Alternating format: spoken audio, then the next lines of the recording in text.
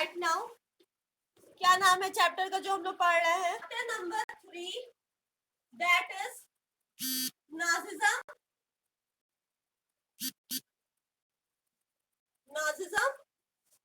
And the rise of Hitler. Right, यही chapter हम लोग पढ़ रहे हैं, Nazism and the rise of Hitler. पढ़ चुके हैं कि फर्स्ट वर्ल्ड वॉर हुआ। क्या हुआ था? फर्स्ट वर्ल्ड वॉर हुआ, जिसमें दो पार्टीज थी, ठीक है, और जर्मनी बहुत ही बुरी तरीके से डिफीट हो गया था फर्स्ट वर्ल्ड वॉर में। कौन डिफीट हो गया था? जर्मनी वॉज डिफीटेड, है ना। फिर हमने पढ़ा कि पुरानी गवर्नमेंट वो चली गई और न्यू गवर्नमेंट जर्मनी में फॉर्म होके आई, जिसका नाम था Weimar Republic. New government Germany में फॉर्म होके आई, जिसका नाम था वेमर रिपब्लिक। वेमर रिपब्लिक के फेवर में बहुत ज्यादा लोग नहीं थे, क्योंकि वेमर रिपब्लिक को क्या बोला जाता था? वेमर रिपब्लिक को नॉर्मल क्रिमिनल्स बोला जाता था, क्योंकि इन्हीं लोगों ने साइन किया था पीस ट्रीटी पे, ठीक है। कहाँ पे? वर्सलीज में इन्हीं लोगों ने पीस ट्रीटी पे साइन किया था। इसलिए वेमर रिपब्लिक के अगेंस्ट बहुत लोग हो गए थे और उन्होंने कहा जितना भी हमें सफर करना पड़ रहा है वो सब वेमर रिपब्लिक की वजह से करना पड़ा। इसीलिए दूसरा नाम वेमर रिपब्लिक को नॉर्मल क्रिमिनल्स दिया गया था, क्योंकि ये पीस ट्रीटी नवंबर में साइन हुई थी। तो जर्मनी को अपना काफी ज्यादा जो रिसोर्सेस है हमें पता है वो देना पड़ गया था। बाकी कंट्रीज को जर्मनी को अपना बहुत ज्यादा रिसोर्सेस देना पड़ गया था। क्यों? क्योंकि उसे कल्प्रिट समझा गया, उसे मेन कल्प्रिट समझा गया वॉर का, ठीक है। तो जर्मनी ने अपना बहुत सारा पैसा, बहुत सारा डॉलर, बहुत सारा रिसोर्स, रिच लैंड, ये सारा चीज जो है किसको दे दिया? अलाइज पावर जो जीत गए थे उनको दे दिया एज अ रिपार्टीशंस। रिपार्टीशंस मतलब something which is given for a wrong done, ठीक है। मतलब जर्मनी को कसूरवार ठहराया गया था, इसलिए जर्मनी को बहुत ज्यादा चीजें देना पड़ा था। समझा कि जर्मनी ने एक बार पैसे देने से मना कर दिया, है ना। तो फ्रांस ने क्या किया? फ्रांस ने जर्मनी के एक बहुत ही रिसोर्सफुल सिटी रूर को अपने कब्जे में ले लिया, जहां पे बहुत ही ज्यादा लार्ज अमाउंट में कोल प्रोड्यूस होता था, ठीक है। अब जब रूर को फ्रांस ने कब्जे में ले लिया तो कोल की सप्लाई पूरी जर्मनी से कम हो गई, क्योंकि वो तो फ्रांस के पास चला गया। तो कोल के बिना कोई अपनी इंडस्ट्रीज कैसे चलाएगा, है ना। कोल बहुत ही इंपॉर्टेंट फ्यूल होता है कोई भी इंडस्ट्री चलाने का। तो अब जो है रूर को जब ले लिया गया था तो जर्मनी अपनी इंडस्ट्रीज नहीं चला पा रहा था, ठीक है। अब क्या करे जर्मनी? उसने तो ट्रीटी साइन की थी, वो कोई जबरदस्ती भी नहीं कर सकता था। वो फ्रांस ने कैप्चर कर लिया। अब जर्मनी ने क्या किया? जर्मनी ने अपनी करेंसी बहुत ज्यादा प्रिंट करना शुरू कर दिया। उसको लगा कि किसी तरीके से हम अपनी इकोनॉमी को सुधार दें, इसलिए उसने अपनी करेंसी, जिसका नाम था जर्मन मार्क, ठीक है। जर्मनी की करेंसी का क्या नाम था? German mark. उसने बहुत ही ह्यूज अमाउंट में जर्मन मार्क को प्रिंट करना स्टार्ट कर दिया, बहुत सारा पैसा प्रिंट करना स्टार्ट कर दिया, ठीक है। उसको लगा इस तरीके से वो अपनी इकोनॉमी सुधार पाएगा, पर ऐसा कुछ भी नहीं हुआ, बल्कि इकोनॉमी और भी ज्यादा खराब हो गई। क्या हो गया? एक पैकेट ब्रेड लेने के लिए लोग क्या है अटैची भर भर के जर्मन मार्क लेकर जाते थे, इतनी बुरी हालत हो गई, ठीक है। अटैची भर भर के जर्मन मार्क लेकर जाते थे एक पैकेट ब्रेड रखने के लिए। इतना ज्यादा प्रॉब्लम हो गया ज्यादा करेंसी प्रिंट करने से, ठीक है। जर्मनी ने इसलिए प्रिंट किया, उसे लगा वो अपनी इकोनॉमी सुधार लेगा, पर ऐसा कुछ नहीं हुआ। इकोनॉमी और भी ज्यादा गिर गई। एक पैकेट ब्रेड खरीदने के लिए लोगों को अटैची भर भर के पैसे ले जाने पड़ते थे। You can see the picture okay in the book, कि कैसे लोग जो है खूब सारा जर्मन मार्क अपने अटैची में भर भर के छोटे छोटे सामानों को भी खरीदने जाते थे। सारा करेंसी जर्मन मार्क। क्या नाम था करेंसी का? German mark. जर्मनी की करेंसी का क्या नाम था? German mark. ओके, तो जर्मन मार्क को बहुत ज्यादा अमाउंट में प्रिंट कर दिया गया, पर कोई इकोनॉमी में सुधार नहीं आया जर्मनी के, बल्कि एक पैकेट ब्रेड खरीदने के लिए अटैची भर भर के पैसा ले जाना पड़ता था। तो हम देख सकते हैं कि इकोनॉमी को कितना ज्यादा नुकसान हुआ। फाइनली जर्मनी की इतनी बुरी हालत देख के किसी को तरस आ गया, जर्मनी की इतनी बुरी हालत देख के किसी को तरस आ गया, और वो था अमेरिका। ठीक है, अमेरिका वही हमारा पुराना यूएसए। ठीक है, जो पिछले फर्स्ट वर्ल्ड वॉर में जर्मनी के अगेंस्ट लड़ा था, पर उसे जर्मनी की इतनी बुरी हालत, इकोनॉमी इतनी खराब हो गई है, ये देख के तरस आ गया, और अमेरिका ने एक प्लान लेकर आया। ठीक है, जिसका नाम था Dawes plan. Dawes plan Germany की इकोनॉमी को बूस्ट करने के लिए।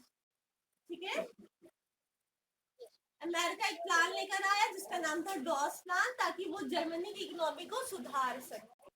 ठीक है, उसमें उसने क्या कहा, उसने कहा कि एक प्लान में लेकर आऊंगा, और उसमें बहुत ही सस्ते रेट में मैं जर्मनी को लोन दे दूंगा। लोन देते हैं तो ब्याज लगता है ना, बहुत ज्यादा एक्सपेंसिव होते हैं, पर अमेरिका ने कहा डॉस प्लान के अंतर्गत मैं जर्मनी को बहुत ही सस्ते रेट में लोन दे दूंगा, ताकि जर्मनी अपनी इकोनॉमी सुधार सके, अपने लोगों को जॉब प्रोवाइड कर सके, और अपने लोगों को पॉवर्टी में से निकाल सके। पर ईयर 1939 और 1930 में कुछ ऐसा हुआ जो किसी ने नहीं सोचा था। ठीक है, ईयर 1929 और ईयर 1930 में, मतलब कि पूरा पीरियड हम मान सकते हैं कब से, ईयर 1924 के बाद से ईयर 1930 तक। ठीक है, पर्टिकुलरली इसका इफेक्ट था ईयर 1929 और 1930 में। ठीक है, क्या हुआ, इतने सालों में अमेरिका तक की इकोनॉमी गिर गई। ठीक है, क्या हुआ, अमेरिका अपनी इकोनॉमी को नहीं संभाल पाया, और अमेरिका की इकोनॉमी गिर गई, नीचे गिर गई एकदम। ठीक है, वहां पे पैसा नहीं सही से लोग यूज कर पा रहे थे, जो भी अमेरिका में रिसोर्सेज था वो लोग सही से यूज नहीं कर पा रहे थे, बहुत ज्यादा इंडस्ट्रीज को लॉस होने लगा, लोगों की जॉब उनसे छिन गई, और लोग अनएम्प्लॉयड हो गए। ठीक है, अमेरिका अपनी इकोनॉमी को सही से नहीं चला पाया, और 1929 और 30 के बीच में अमेरिका की इकोनॉमी पूरी तरीके से गिर गई।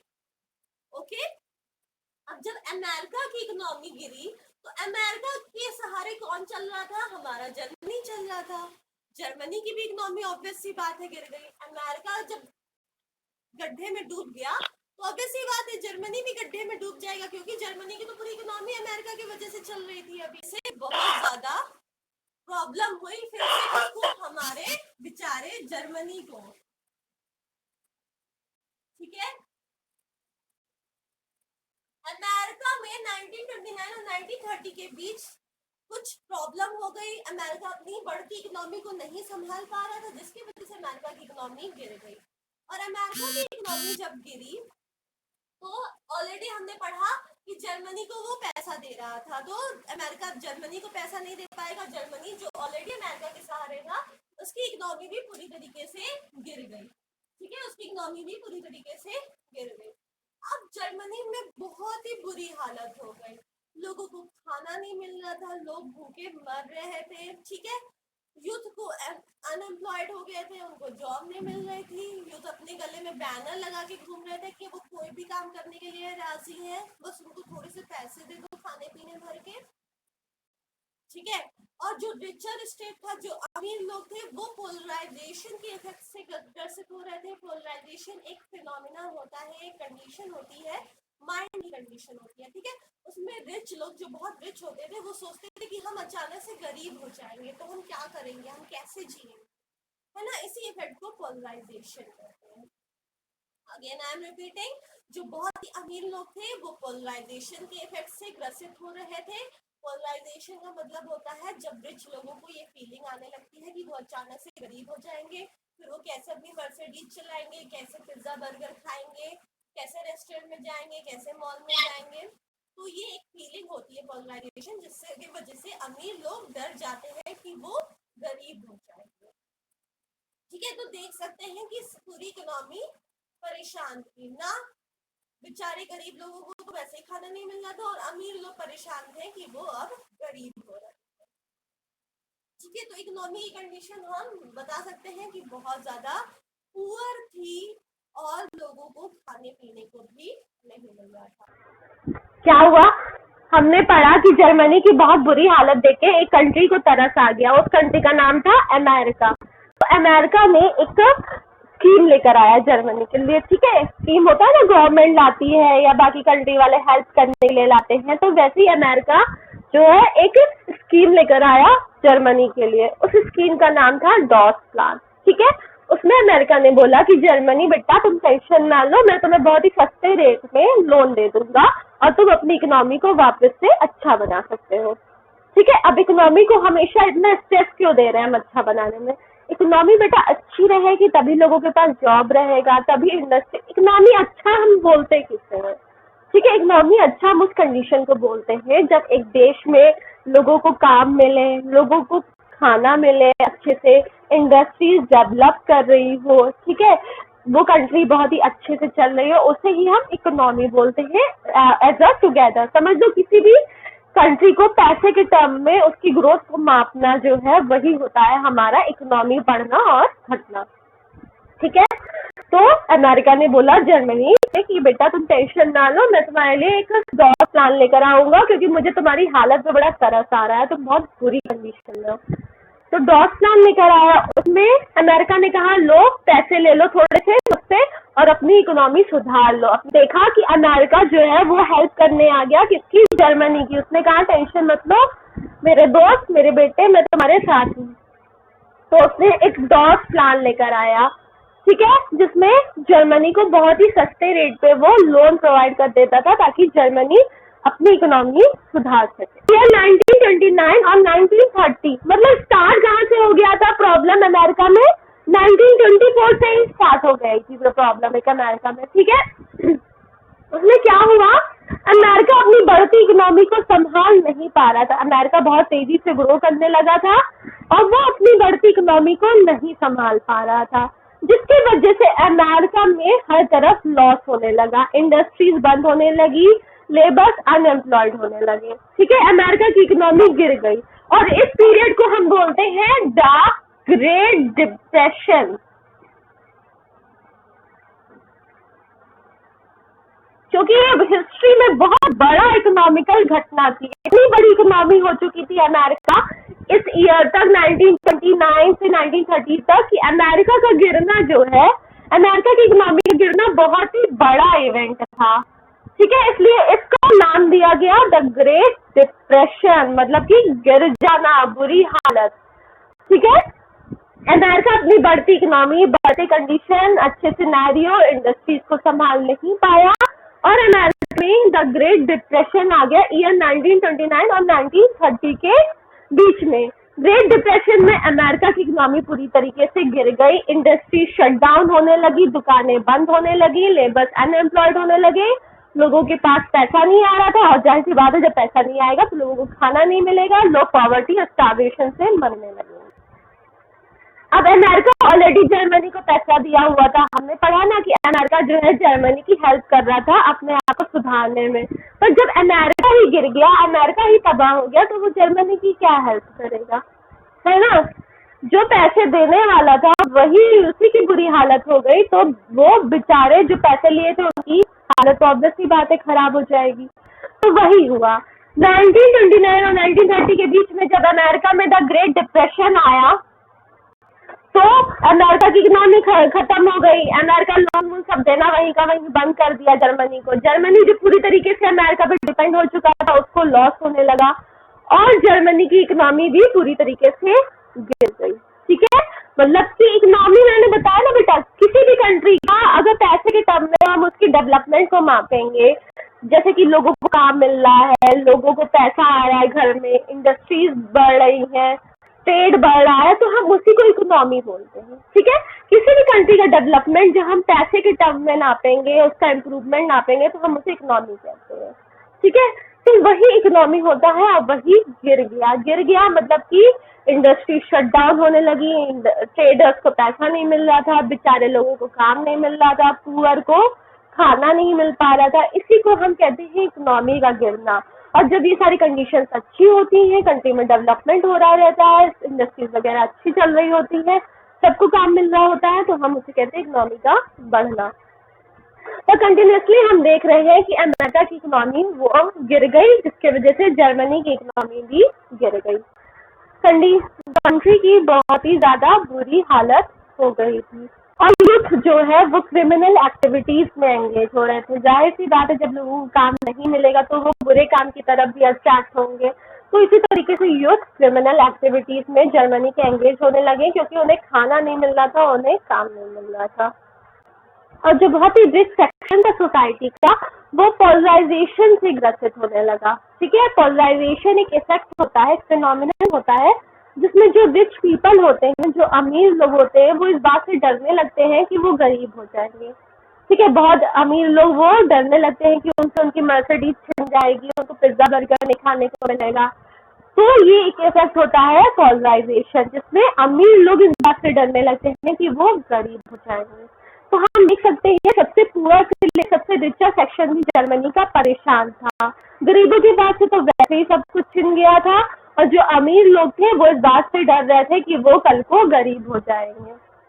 तो इस तरीके से जर्मनी में बहुत ही बुरी कंडीशन थी और जर्मनी की इकोनॉमी बहुत ही बुरी तरीके से क्रैश कर चुकी थी। तो जर्मनी में इतनी ज्यादा बुरी थी, इतना ज्यादा प्रॉब्लम था, फाइनली हर जगह जो है क्रिमिनल एक्टिविटीज बढ़ने लगी थी। लोग क्रिमिनल एक्टिविटीज की तरफ अट्रैक्ट हो रहे थे, हर जगह प्रोटेस्ट हो रहा था, दंगा फसाद, हर जगह बहुत बुरी कंडीशन थी। ठीक है, जर्मनी की। तो वहां के वेइमार रिपब्लिक जो गवर्नमेंट थी जर्मनी ने, उसने एक आर्टिकल इश्यू किया, मतलब कि एक लॉ इश्यू किया जिसका नाम था आर्टिकल 48। ठीक है, उनका अपना एक कॉन्स्टिट्यूशन था, उसमें कुछ रूल्स लिखे हुए थे। ठीक है, होता है कॉन्स्टिट्यूशन है, हमारी भी कंट्री का एक कॉन्स्टिट्यूशन है, इंडिया का कॉन्स्टिट्यूशन, वैसे ही जर्मनी का एक कॉन्स्टिट्यूशन था जिसमें कुछ रूल्स लिखे हुए थे। उस रूल बुक में आर्टिकल 48 नाम से एक रूल था। ठीक है, उस रूल बुक में जो कॉन्स्टिट्यूशन था उनका, उनके बुक में आर्टिकल 48 नाम से एक लॉ था, एक रूल था, जिसमें कि अगर कंट्री में कंडीशन बहुत खराब हो जाती है तो वेइमार रिपब्लिक कंट्री की गवर्नमेंट कंट्री में इमरजेंसी लागू कर सकती है। ठीक है, क्या लागू कर सकती है? इमरजेंसी। इमरजेंसी में क्या होता है? लोगों के सारे राइट्स को खत्म कर दिया जाता है और प्रेसिडेंट जो है वो क्या हो जाता है? कंट्री का एकमात्र हेड हो जाता है। ठीक है, इमरजेंसी में क्या होता है? लोगों के सारे राइट्स, जैसे हम लोग के पास राइट होते हैं ना, right to speech, right to move, okay, right to follow any religion, right to practise any activity, ठीक है, unless and it is not illegal. तो सारे वो राइट्स को इमरजेंसी में खत्म कर दिया जाता है और एकमात्र हेड हो जाता है कंट्री का, वो होता है प्रेसिडेंट। प्रेसिडेंट जो बोलता है, जिसको मन करता है उसको जेल में डाल देता है और लोगों को प्रेसिडेंट की बात माननी पड़ती है। ठीक है, so this was the condition of emergency. तो जब कंट्री में बहुत ही खराब हालत हो गई तो आर्टिकल 48 मतलब कि इमरजेंसी को प्रेसिडेंट ने इम्प्लीमेंट कर दिया जर्मनी में। ओके, मतलब कि कंट्री की हालत बहुत खराब है, प्रेसिडेंट ने लोगों के सारे राइट्स को खत्म कर दिया आर्टिकल 48 के तहत और पूरा जो कंट्रोल है कंट्री का वो अपने हाथों में ले लिया। लोगों की सारे सिविक राइट, बेसिक राइट खत्म कर दिए, जब जिसको मन करता था उसको उठा के जेल में डाल दिया जाता था। This is the condition of emergency. तो बुरा कंडीशन था, लोगों ने देखा कि हर तरफ इमरजेंसी आ गई है, इकोनॉमी वैसे ही डाउन है, तो लोगों का विश्वास वेइमार रिपब्लिक से उठने लगा। ठीक है, लोगों का विश्वास वेइमार रिपब्लिक पे से उठने लगा और लोग जो है उन्होंने ये दिमाग अपने बैठा लिया कि वेइमार रिपब्लिक हमारे लिए कुछ भी अच्छा नहीं कर पा रही है ना। अब जो जर्मनी के लोग थे वो क्या क्या देख चुके थे? वो already conservative form of government देख चुके थे, मतलब कि राजा का पूरा राज वगैरह देख चुके थे, उससे भी उनको कोई फायदा नहीं हुआ, उस वक्त वॉर छिड़ गया। वेइमार रिपब्लिक को देख रहे थे, वेइमार रिपब्लिक में भी कोई कंडीशन अच्छी नहीं हुई थी, मतलब democratic Republic form of government भी उनके लिए फेल हो गई थी। दो फॉर्म ऑफ गवर्नमेंट जर्मनी के लिए पूरी तरीके से फेल हो चुकी थी। अब लोगों का माइंड जो है वो डाइवर्ट होने लगा, उन्हें कोई नेक्स्ट फॉर्म ऑफ गवर्नमेंट चाहिए थी, ठीक है, कोई अलग तरीके की गवर्नमेंट चाहिए थी। उनका राजा के राज्य पर से और डेमोक्रेटिक फॉर्म ऑफ गवर्नमेंट पर से भरोसा उठ गया और उन्हें एक न्यू फॉर्म ऑफ गवर्नमेंट चाहिए थी। और ये न्यू फॉर्म ऑफ गवर्नमेंट कौन लेकर आया? हिटलर लेकर आया, जिससे लोगों को बहुत बिलीव हुआ, ठीक है। जैसे कि पहले लोग राजा से परेशान हो गए तो उन्होंने वेमार रिपब्लिक पे बिलीव किया, पर वेमार रिपब्लिक बाद में जाते जाते खराब निकला। वैसे ही लोगों का जब वेमार रिपब्लिक पर से भरोसा उठ गया तो लोगों ने हिटलर पे ट्रस्ट किया, डिक्टेटरशिप पे ट्रस्ट करना स्टार्ट कर दिया। उन्हें लगा अब ये न्यू फॉर्म ऑफ गवर्नमेंट उनके लिए कुछ अच्छा लेकर आएगी। तो का भरोसा उठ चुका था पुरानी गवर्नमेंट से, इसलिए लोग अट्रैक्ट हो रहे थे न्यू फॉर्म ऑफ गवर्नमेंट की तरफ। और ये न्यू फॉर्म ऑफ गवर्नमेंट कौन सी थी? हिटलर की डिक्टेटरशिप। तो हिटलर के बारे में हम पूरा जो है वो हमारे नेक्स्ट क्लास में पढ़ेंगे। हिटलर की पार्टी के बारे में पढ़ेंगे, हिटलर ने अपने देश में और आसपास की कंट्रीज में क्या क्या किया, इस बारे में हम नेक्स्ट क्लास में पढ़ेंगे। Okay, so your homework is to read up till the point 1.3. Okay, write the difficult words and its meaning in your copy. Try to solve the question and answer. And if you have any doubt, you can ask me in the doubt section.